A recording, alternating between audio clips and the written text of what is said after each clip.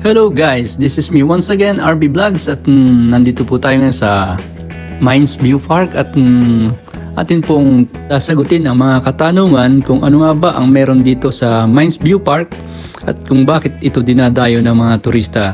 Pero bago po natin sagutin yan, pakilala po muna natin ang ating channel. So let's go!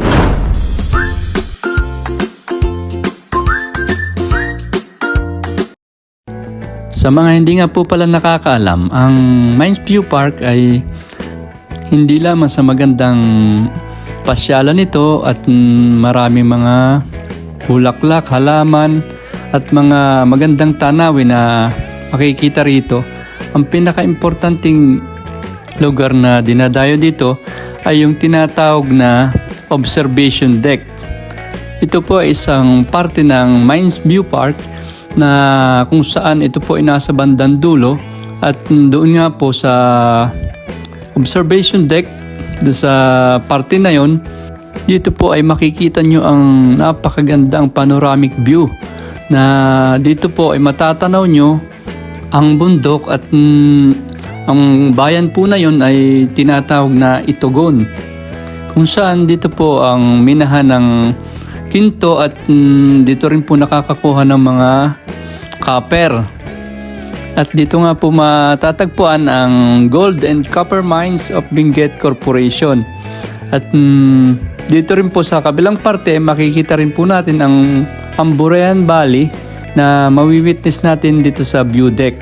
Kung kaya naman po ito ay tinawag na Mines View Park dahil nga po dito sa observation deck ay matatanaw natin ang gold and copper mines. So, ibig sabihin po ng minahan. So, tinawag po ito na Mines View Park.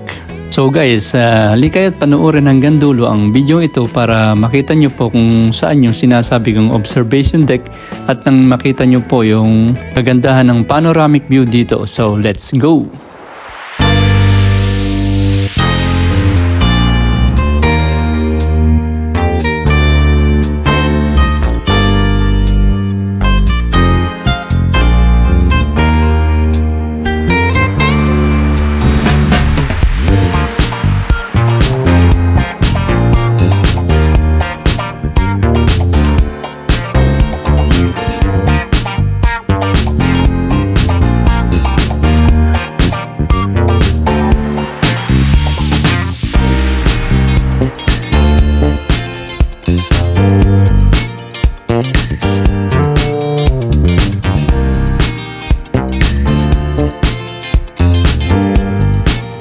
So ito na nga po yung sinasabi ko na observation deck.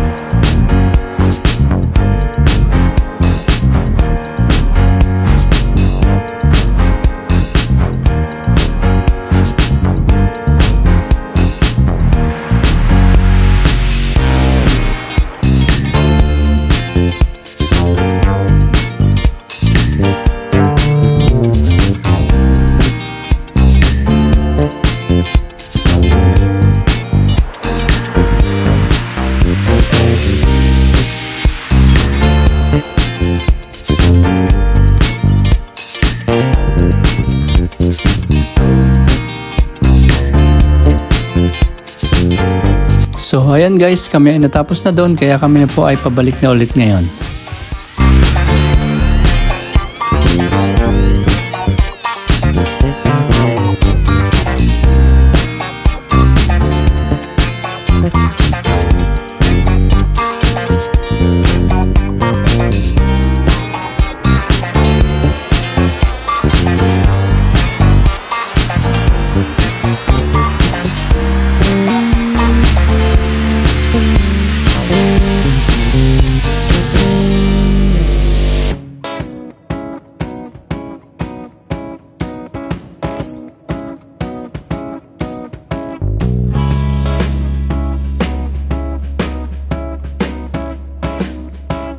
Dito nga po malapit sa exit ay makikita nyo itong mga tinda dito, mga pagkain. Ayan, nakikita nyo may mga mais. Kaya siguradong hindi po kayo magugutom dito. At habang naglalakad nga po ay nakakita pa kami ng aming paboritong taho. Ay ito na nga po. 50 lang po. Ha? 50. Wala bang mas maliit? One size lang po tayo, madam. Kulang pa sa iyo yung baka ito mga ibabalik ulit. Please,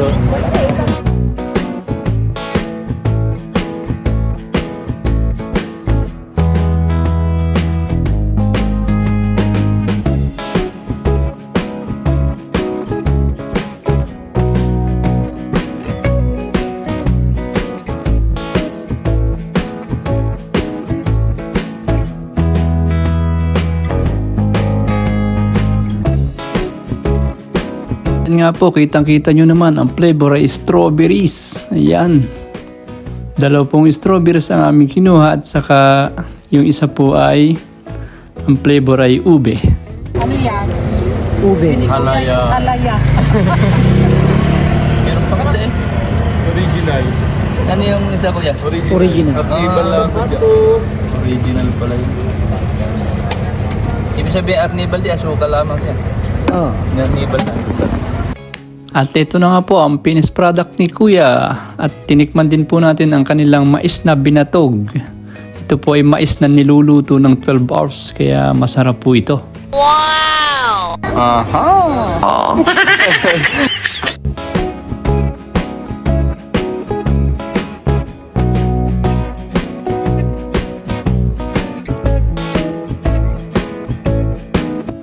So umiksit na nga po kami dito at bumiyahe naman po kami papunta sa The Mansion o kilala sa tawag na Mansion House.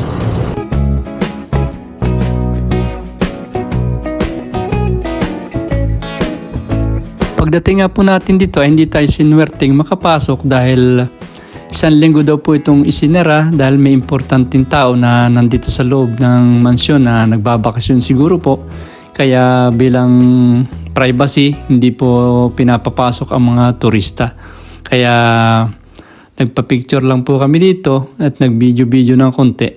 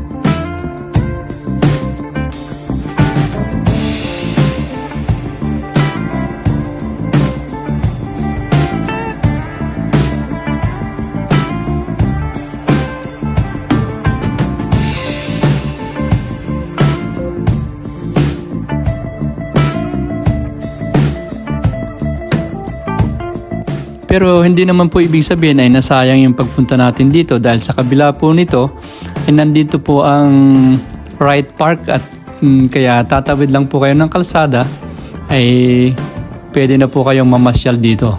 Kaya ngayon guys ay samahan nyo kami at magwo-walking tour tayo dito sa Wright Park.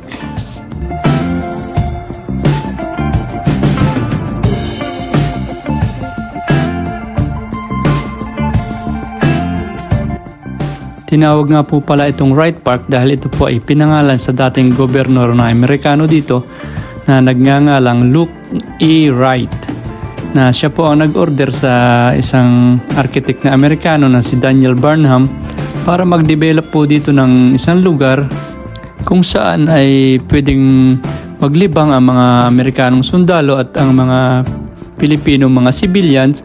At ito nga po ay nabuo nila itong Wright Park at saka ito pong Wright Park Riding Circle, na kung saan po dito ay maraming kabayo at ang aktibidad po dito ang ginagawa ay horse riding. At ito po ay kilala dito sa Wright Park.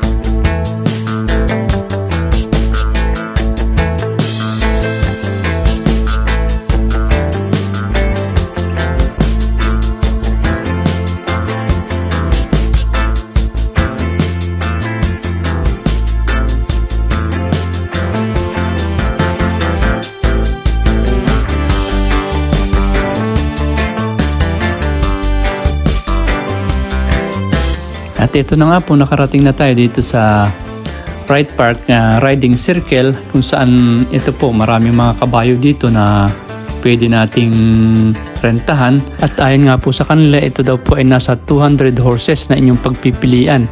Ang rent nga po pala dito sa loob ng isang oras ay 300 at 200 po for 30 minutes. Meron naman pong mag-guide sa inyo kung sakali pong kayo ay mag-horse riding.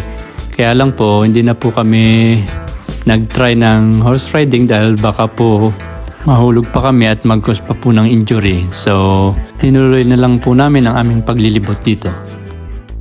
At ito nga po pala ang napansin ko dito, ito po ang CR nila. Napakalinis po talaga. Lahat po ng parte dito sa Baguio ay wala kayong makikitang kalat kahit sa kalsada.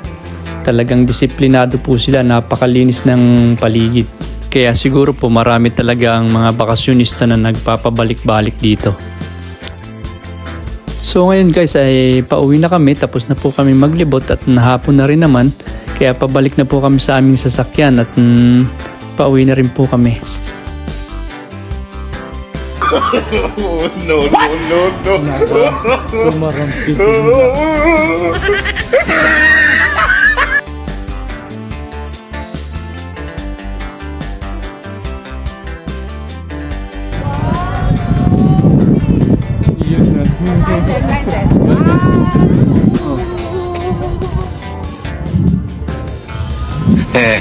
Galing yan. Parang ipot ng manok.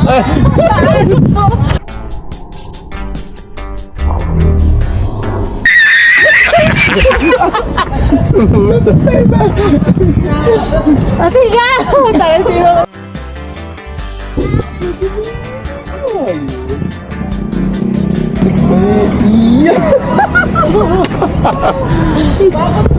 Para lagi ang talon na may gagagayon. Gagagayon. Anis mo. Maliit ng talon.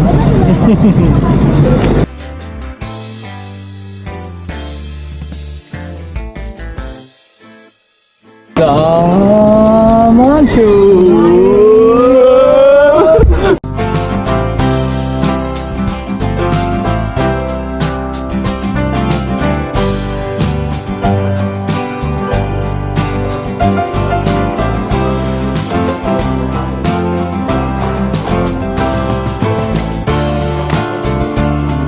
bago po kami umuwi ay nag-dinner na muna po kami para kapag umuwi po kami sa aming tinutuluyang hotel ay diretso na po yung aming pahinga.